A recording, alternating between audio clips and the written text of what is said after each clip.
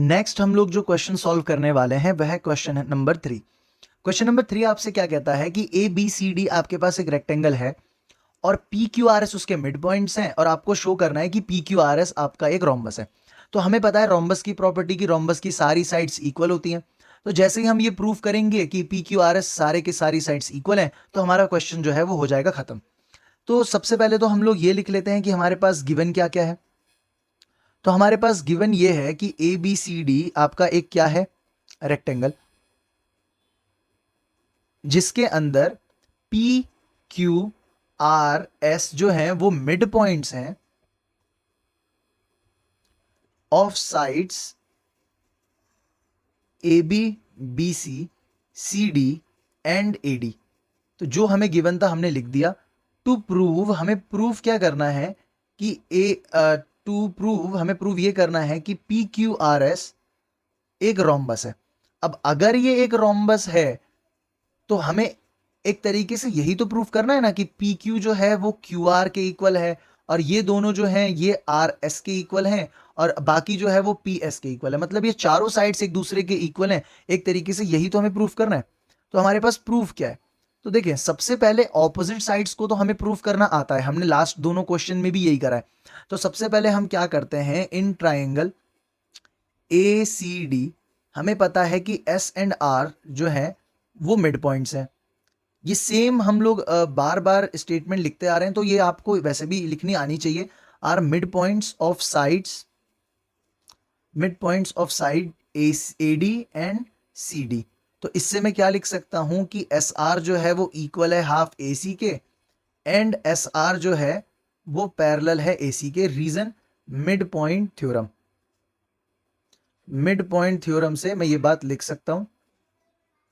Next, in triangle A B C P and Q जो है वो दोनों मिड पॉइंट्स हैं ऑफ साइड, ऑफ साइड। अब ये दोनों पी और क्यू किस साइड के मिड पॉइंट हैं, A B and B C. तो इससे मैं क्या लिख सकता हूं कि P Q half A C के इक्वल है as well as P Q जो है वो पैरेलल भी है ए सी के। रीजन फिर से क्या हो जाएगा आपका, मिड पॉइंट थ्योरम।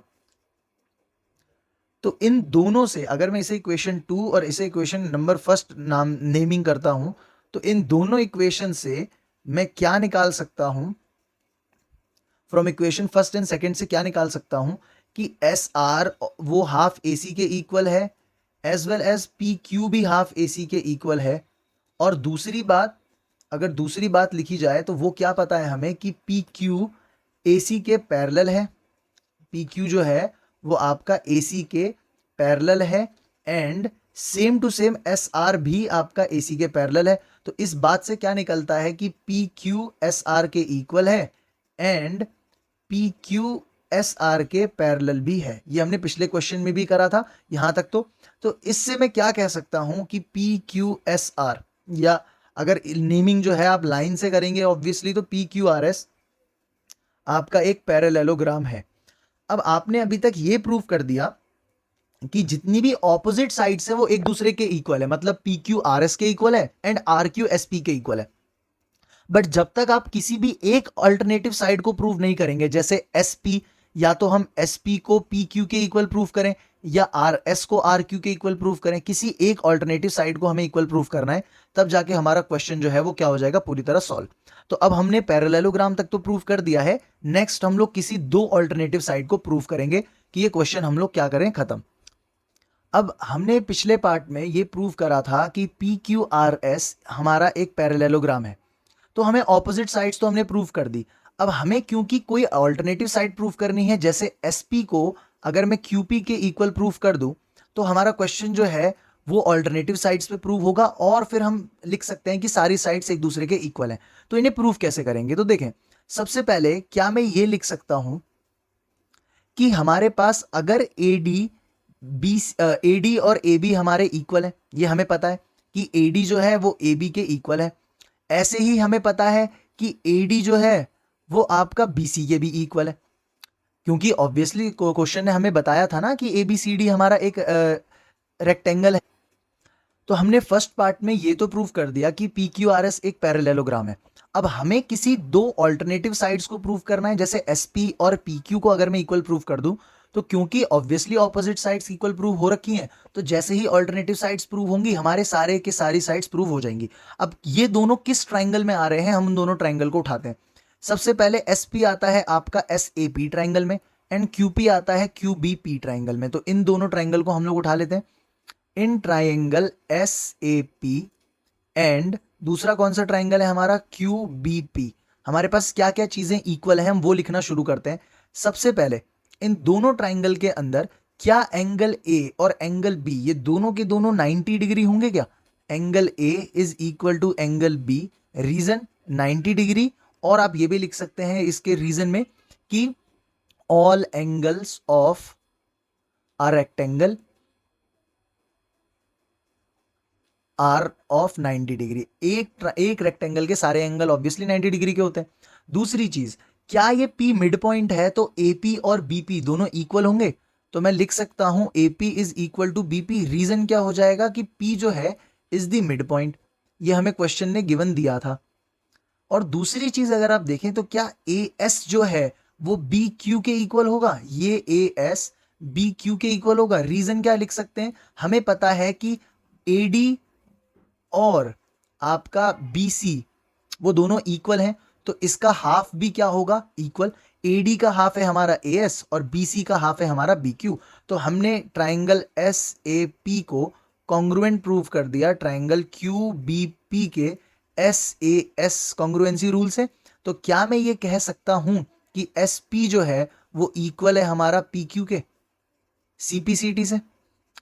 अब आप देखें, क्योंकि हम पहले ही प्रूफ कर चुके हैं कि आपका PQRS एक पैरेललोग्राम है, तो PQRS पहले से ही एक पैरेललोग्राम था।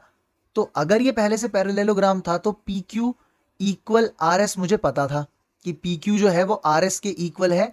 ये बात मेरे को पहले से मालूम थी कि PQ जो है वो RS के इक्वल है, तो PQ RS के इक्वल था, ये बात हमें पहले से पता है। अब अगर PQRS के इक्वल पहले से था और SP जो है वो RQ के इक्वल था, ये भी हमें मालूम है। और अभी अभी हमने एक और चीज निकाली है कि SP PQ के इक्वल है, ये वाली बात जो है ये। तो अगर आप कंपेयर करें तो SP दो जगह आ रहा है, तो क्या SP RQ के इक्वल है और SP PQ के भी इक्वल है, तो क्या PQ और RQ इक्वल नहीं हो जाएंगे? और अगर PQ और RQ इक्वल है तो क्या RQ और RS भी इक्वल नहीं हो जाएंगे?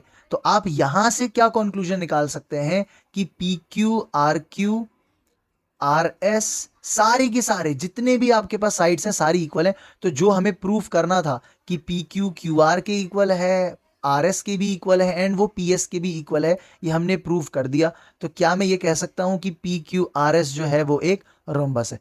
सिर्फ आपको ऑल्टरनेटिव साइड प्रूव करनी थी, और जैसे ही आपने ऑल्टरनेटिव साइड प्रूव करी तो वो सारे ही अपने आप इक्वल आ जाने थे। तो ये यहां पर जाके आपका क्वेश्चन नंबर 3 जो है वो कंप्लीट हो जाता है। नेक्स्ट हम लोग क्वेश्चन नंबर 4 सॉल्व करने जा रहे हैं। तो let's move on to question number 4। Question number 4 हमें क्या कहता है कि आपके पास ABCD एक ट्रेपीजियम है। तो हम लोग यहाँ पे गिवन में भी साथ साथ लिखते जाते हैं कि हमें गिवन क्या है कि ABCD इज अ ट्रेपीजियम, कि ABCD आपका एक ट्रेपीजियम है जिसके अंदर क्वेश्चन ने हमें AB को DC के पैरेलल गिवन दे रखा है कि AB जो है आपका वो CD के या फिर DC के पैरेलल है। एंड क्वेश्चन ने ये भी बात बोली हुई है कि EF जो है वो भी पैरेलल है आपके AB के। अगर आप इस लाइन को पढ़ें कि a line is drawn through E parallel to AB intersecting BC at F, ये बात क्वेश्चन ने आपको गिवन दे रखी है। नाउ देखें, क्वेश्चन आपसे प्रूव करवाना चाहता है कि F जो है वो BC का मिड पॉइंट है।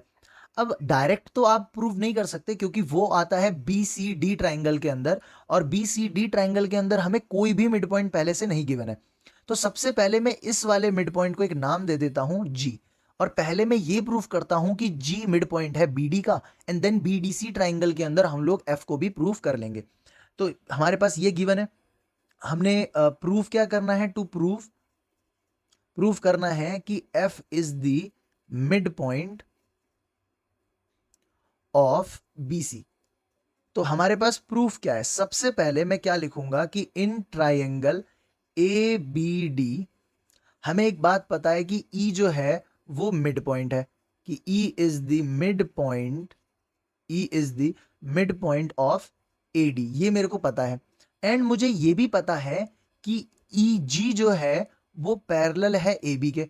अब EG हमें नहीं गिवन था, बट EF के अंदर ही तो EG आ रहा है, तो क्योंकि EF का ही एक पार्ट है EG, तो E और G जो है ये वाली लाइन ये AB के भी क्या होगी, पैरेलल होगी, क्योंकि किसी भी दो पैरेलल लाइन के किसी भी कंपोनेंट को आप उठा लेंगे तो वो भी पैरेलल ही होता है दूसरी वाली लाइन के।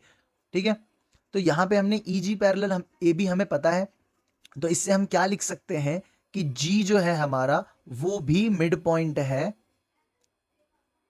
Is the mid point of BD। क्यों? Converse of mid point theorem. मैंने वहां पे आपको बताया था कि अगर कभी भी क्वेश्चन आपको एक किसी भी साइड पर मिड पॉइंट बताए और ये बता दे कि वहां से जो लाइन निकल रही है, जो कि हमारे केस में ये E निकल रही है, E से G तक, तो वो जिस भी पार्ट को टच करेगी वो मिड पॉइंट होगा, ये हमें पता है। तो ये जैसे ही कंडीशन फॉलो हुई हमने प्रूफ कर दिया। नाउ अब इन ट्राइंगल BCD हमें ये पता है कि G मिड पॉइंट है, इस बार G is the mid point. अब आपको समझ भी आ रहा होगा कि हम F को कैसे प्रूव करने वाले हैं। तो G is the mid point of BD, और मुझे ये भी पता है कि GF जो है हमारे पास, जो GF वाली लाइन है वो किसके पैरेलल है, AB के।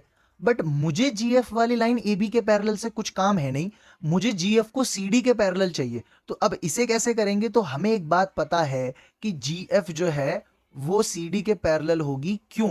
क्योंकि AB भी तो CD के पैरेलल था, क्वेश्चन ने गिवन दिया था।